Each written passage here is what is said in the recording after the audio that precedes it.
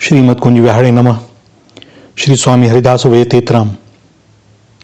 श्री प्रियालाल जी की महती करुणा कृपा से दास की ऊपरी मंजिल हार्ड डिस्क खाली रहती है। परिणाम स्वरूप बहुधा बातें स्मरण भी नहीं रहती और व्यवहारिकता का तो मानो लेश मात्र भी नहीं।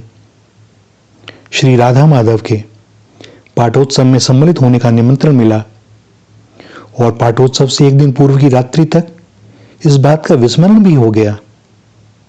हठात रात्रि में अवचेतन में किसी ने जोर से कहा कि कल पाठोत्सव है। सावधान हो गया, गदगद हो गया। हे श्यामाजू। प्रातः ही श्री युगल की कृपा से पहुंचा उनके पास। बहुत दिनों बाद दास को देखकर आत्मीयजन प्रसन्न हो उठे। कृतज्ञ साथ से भर गया हृदय। श्री प्रियाजू ने प्रेम भीख देने के लिए बुला ही लिया अपने पास। गर्भगृह में अभिषेक आरंभ हुआ। वे जब देते हैं तो दुर्लभ ही देते हैं। करीब आधा घंटे पश्चात पर्दा डाल दिया गया ताकि अंतरंग अभिषेक किया जा सके। मुख्य पुजारी जी ने कहा, आप ही श्रीजू की अंग कांति को अंग राग द्वारा प्रकट करें। अश्रु देह का अभिषेक करने लगे। आहा मेरी स्वामिनी जू। श्री जी के श्री अंगों का स्पर्श करते हुए स्मरण हो उठी 12 वर्ष पूर्व अभिषेक के समय की तब के एक रसिक मुख्य पुजारी जी की बात कि श्री जी के अंतरंग अभिषेक की पात्रता श्री जी ही देती हैं। श्री अंगों का स्पर्श गोपी भाव में स्थित होकर ही किया जा सकता है।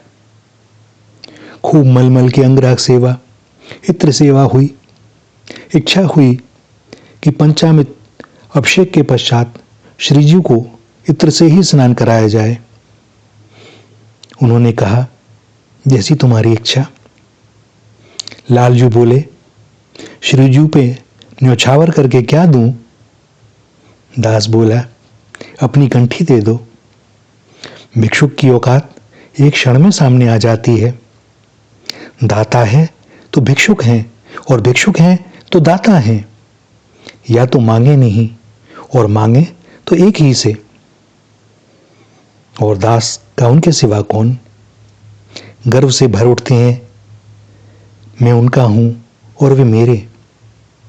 सखी देख बिन की कंठी, देख बिन की गुदड़ी, जे माला बिन कंठ ते उतार के मोई दीनी। बलिहारी श्री श्यामा श्याम के श्री चरणों की। इस देह पे कुछ धारण किया जाए तो उनका पहना हुआ ही। इन प्रकट चिन्हों को देखकर अब कौन से विकार की क्षमता जो दास को स्पर्श करें। अभिषेक के उपरांत वस्त्राभूषण धारण कराए। पुजारी जी ने भाव में भरकर पूछा, कहीं कोई कमी तो ना दिख रही? अश्रु विवल कंठ से कहा, इनमें कब कौन सी कमी है? इन्हें तो जो पहना दो। श्रृंगार तो इनसे शोभित होता है, यह श्रृंगार से नहीं। मुस्कुरा दिए वे भी। पर्दा हटाकर दर्शन खोल दिए। आरती आरंभ हुई। श्री राधा माधव के अभिषेक के उपरांत भोग रखकर पर्दा लगाकर गर्भगृह से बाहर खड़े हुए कि एक वयोवृद्ध संत ने प्रेम से भरकर पास आने का संकेत किया। समीप जाने पर उन्होंने दोनों हाथ जोड़कर कहा, महाराज बहुत दिनों बाद आपके दर्शन हुए, आप प्रणाम स्वीकार करें। अपने राम ने भी दोनों हाथ जोड़कर मुस्कुराते हुए यही कहा कि प्रभु यह महाराज एक ही, आप भ्रम में न पड़े, न भूतो न भविष्यति।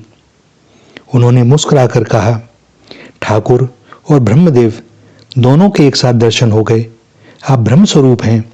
तदुपरांत ब्रह्म की व्यापकता को बखान करते संस्कृत के एक श्लोक का वर्णन किया।